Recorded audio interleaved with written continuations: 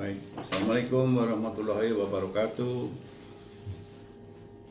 Sekarang kita akan berbicara mengenai infertilitas. Ini bagi seumur-umur kita, saya kira kita akan mengharapkan cucu atau cicit. Untuk mereka yang mengalami kesulitan, barangkali marilah kita bicarakan saat ini. Jadi kesuburan adalah kemampuan sebuah pasangan untuk mendapatkan keturunan. Kesuburan bukan hanya masalah wanita tetapi juga pria. Jadi 50% adalah andil perempuan, 50% andilnya laki-laki. Disebut infertilitas atau kesulitan untuk mendapatkan keturunan kalau dalam waktu 1 tahun menikah dengan hubungan suami istri yang teratur, tidak atau belum memperoleh keturunan.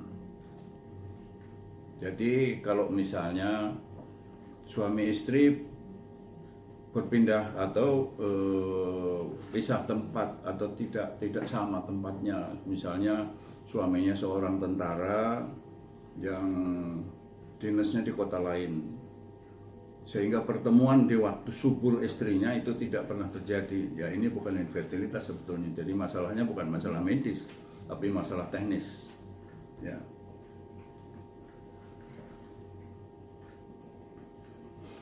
Jadi mungkin ini nanti ada kabar mengenai alat reproduksi perempuan dan laki-laki. Yang pertama adalah bagaimana menjaga kesuburan pria. Yang pertama adalah jumlah spermatozoa. Menurut definisi daripada WHO, jumlah spermatozoa laki-laki itu minimal 15 juta.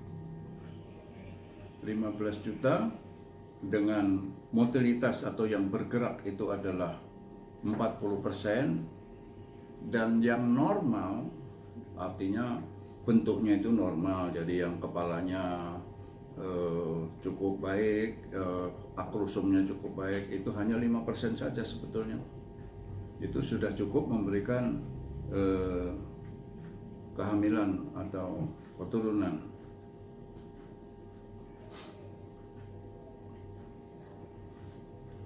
Kesuburan pria sehat harus dipertahankan berat badan, kemudian kita harus makan makanan yang sehat, banyak buah-buahan, sayuran, dan kaya dengan antioksidan.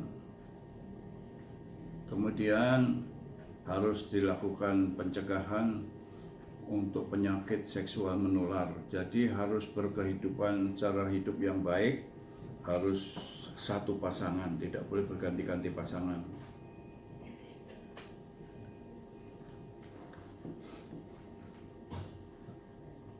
Kemudian harus mengelola stres dengan baik. Jadi kalau misalnya stres pekerjaan terlalu berat, kemudian stres fisik juga terlalu berat, itu semuanya akan mengganggu kesuburan daripada laki-laki. Kemudian melakukan olahraga yang cukup, paling tidak ukurannya adalah 3 kali seminggu berjalan kaki selama setengah jam, itu paling ringan. Kemudian jangan merokok. Merokok atau nikotin itu akan menurunkan motilitas atau pergerakan daripada sperma. Kemudian tidak minum alkohol, walaupun ini jarang saya kira di Indonesia.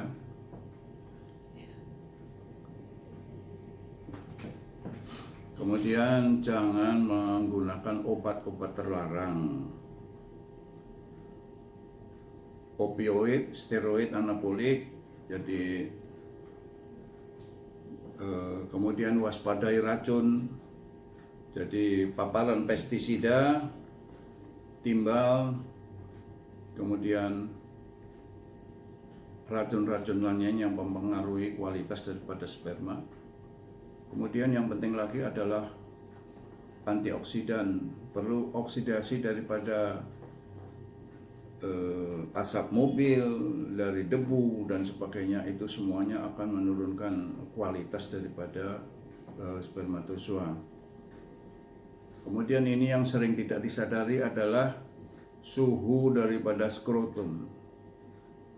Jadi sperma itu hidupnya tidak boleh lebih daripada 32 derajat.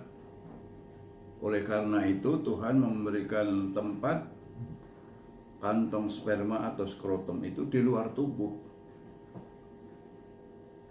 Jadi misalnya ada, katakanlah sering terjadi testis tidak turun keluar, itu harus dikoreksi. Jadi bayi-bayi yang testisnya ada di dalam perut itu harus dikeluarkan supaya spermatozoanya akan terreproduksi dengan normal. Kemudian jangan memakai celana yang terlalu ketat, karena tekanan terhadap pembuluh-pembuluh darah sekitar skrotum itu akan mengurangi aliran darah ke sana. Kemudian suhu-suhu yang panas, mesin-mesin yang bergetar, misalnya setiap hari harus menjadi operator mesin listrik, nah itu semuanya akan mempengaruhi produksi sperma. Kemudian jangan membiasakan diri merendam di sauna, kolam air panas. Jadi dulu ada sejarah senator-senator di Roma, di Italia, itu gemar sekali berendam di air panas. Banyak yang steril karena spermanya tidak terbentuk. Membatasi paparan skrotum terhadap benda-benda yang panas seperti laptop,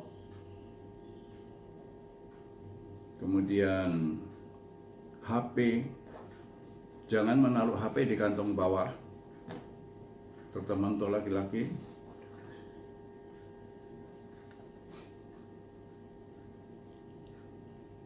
Kemudian yang penting lagi adalah libido. Libido harus normal. Hubungan suami istri paling sedikit 2 kali seminggu. Jadi ini harus ada kecocokan antara suami dan istri. Kemudian harus diatasi adanya disfungsi ereksi. Jadi tidak bisa ereksi. Ini banyak hal, bisa karena kejiwaan, bisa karena anatomi dan sebagainya. Stres yang oksidatif yaitu oleh karena paparan-paparan yang saya sebut tadi seperti asap mobil. Perlu minum vitamin C 1000 mg setiap hari. Dia akan meningkatkan motilitas sperma, mengurangi proporsi sperma yang tidak normal, dan melindungi kerusakan DNA daripada sperma. Atasi stres dengan baik. Stres dapat mengurangi gairah dan kepuasan seksual sehingga mengganggu hubungan suami istri. Pada waktu stres itu kadar kortisolnya naik, itu akan menurunkan kadar testosteron sehingga produksi spermanya akan menurun. Pengelolaan stres dengan baik itu dengan melakukan apa saja yang menghibur hati, misalnya olahraga atau bermeditasi atau keterbukaan antara suami dan istri. Kemudian perlu vitamin D, yang saat ini kita sering dikatakan bahwa kita kekurangan vitamin D karena kita kegiatannya selalu di ruangan ber-AC sehingga kita jarang terpapar dengan matahari. Mengkonsumsi vitamin D setiap hari D3 paling sedikit 1000 international unit setiap hari. Kemudian bisa memakai Tribulus terrestris 6 gram 2 kali sehari. Kemudian konsumsi daripada Trigonella phoneum dia akan meningkatkan testosteron. Kemudian pemakaian preparat atau suplemen daripada yang mengandung zinc.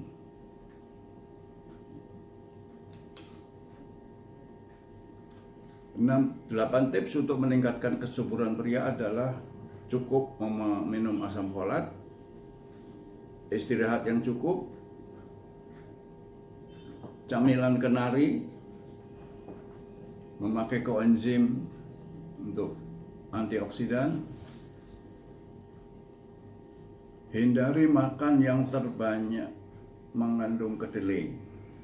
Kedelai itu mengandung fitoestrogen, jadi hormon perempuan, jadi akan menurunkan spermatozoa. Praktek gaya hidup yang normal seperti tadi olahraga, tidak terlalu berat badan, harus mendekati berat badan ideal. Kemudian alkohol harus dibatasi. Kemudian kita beralih kepada perempuan. Ciri kesuburan perempuan adalah satu, memiliki siklus menstruasi yang teratur. Jadi siklus menstruasi itu antara 21 hari sampai 35 hari. Jadi tidak kurang dari 21 hari dan tidak lebih dari 35 hari. Kemudian setiap bulan adanya suatu lendir cervix, yaitu pada saat subur. Itu merupakan suatu sarana untuk masuknya spermatozoa. Kemudian berat badan yang ideal, tidak mengalami masalah reproduksi, dan kemudian gaya hidup yang sehat. Ini ada gambar daripada alat kelamin perempuan, nanti kita jelaskan. Jadi menstruasi yang normal adalah siklusnya 21 sampai 35 hari dan lamanya 2 sampai 7 hari. Dan tidak lebih daripada 50 cc. Jadi ukurannya kalau 50 cc setiap menstruasi itu setara dengan penggantian pembalut 5 kali sehari, tidak lebih.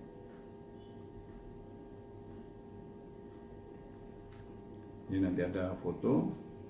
Nah, kemudian kemarin sudah diceritakan mengenai produksi daripada sel telur, daripada indung telur. Pada usia 5 bulan perempuan dibentuk indung telur. Seumur hidup hanya dibuat sekali indung telur. Kemudian akan dibelanjakan setiap bulan. Akhirnya pada usia reproduksi, yaitu usia menars, pada datangnya menstruasi pertama kali, indung telur hanya mengandung 500.000 dan kemudian akan habis di usia 40-25 pada waktu perempuan mengalami menopause. Seperti tadi, hubungan seksual paling sedikit 2 kali seminggu, kemudian harus mendapatkan kenikmatan seks berdua, suami dan istri. Jangan ada kecenderungan hanya sepihak. Kemudian harus memelihara faktor emosi dan komunikasi suami istri. Faktor-faktor lain yang mempengaruhi kehamilan adalah satu, faktor percumbuan, faktor ereksi, faktor pelumasan, orgasme, dan eyakulasi. Harus ada eyakulasi.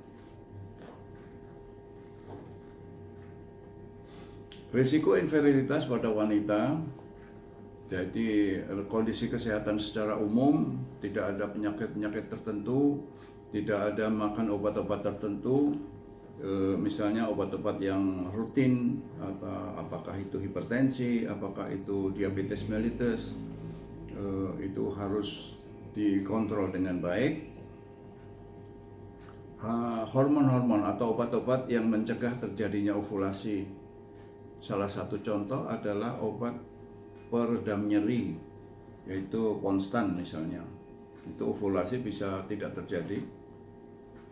Tidak siklus menstruasi yang normal, kemudian kegemukan, dan kemudian adalah yang faktor paling penting adalah usia. Perkembangan daripada perempuan seperti menjadi kurus secara tiba-tiba, tidak nafsu makan, kemudian masalah kesehatan yang berhubungan dengan reproduksi adalah endometriosis, yaitu lokasi daripada dinding rahim yang ada di luar rahim. Secara normalnya ada di dalam rahim, merupakan suatu tumor jinak. Masalah saluran tuba, kemudian adanya miom, kemudian kista daripada indung telur, gangguan autoimun misalnya lupus erythematosus, artritis, dan kemudian yang terakhir adalah penyakit seksual yang menular. Jadi oleh karena itu pasangan tidak boleh berganti-ganti pasangan, dan yang penting lagi laki-laki harus disunat, karena yang tidak disunat akan menjadi sumber infeksi daripada papomavirus, yang itu merupakan cikal bakal terjadinya kanker daripada mulut rahim. Penyakit-penyakit yang lain, ovarium polikistik, yaitu terutama diderita oleh wanita yang gemuk. Kemudian perempuan jangan merokok. Merokok akan menyebabkan terbatasnya aliran darah ke rahim, sehingga bisa menyebabkan susah untuk hamil. Dan apabila sudah hamil masih merokok juga bisa menyebabkan kematian janin, oleh karena suplemen atau darah yang menuju ke janin dihambat oleh nikotin. Gaya hidup bagi perempuan dan laki-laki sering tidak menyadari yang terkait dengan keterlambatan hamil karena meningkatnya perilaku sosial. Misalnya oleh karena karier, menunda-nunda masa reproduksi. Masa reproduksi yang terbaik adalah di bawah 30 tahun, 20 sampai 30 tahun. Tidak atau jangan lebih dari 35 tahun. Karena makin tua perempuan, jumlah sel telurnya akan berkurang dan kualitas daripada sel telurnya akan menurun. Jadi kromosomnya akan menurun, dan kalau misalnya ini bisa terjadi, apakah itu Down syndrome dan sebagainya. Karena di usia 40 tahun itu sekitar 60% daripada sel telur itu kualitasnya tidak baik. Jadi kalau di dalam bayi tabung itu kita harus periksa embrionya, ada yang nggak normal nggak, yang harus kita transfer. Itu kalau misalnya kita melakukan bayi tabung, itu kan mahal. Jadi kalau embrionya itu tidak normal, jangan ditransfer, karena nanti bisa menjadi hamil tetapi cacat bayi. Kemudian pasangan harus memahami biologi perempuan, bahwa keterbatasan jumlah dan kualitas daripada sel telur daripada perempuan.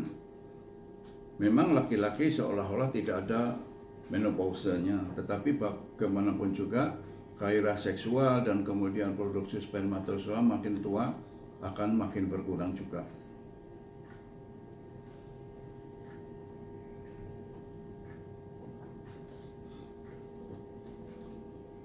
Saya kira cukup sekian untuk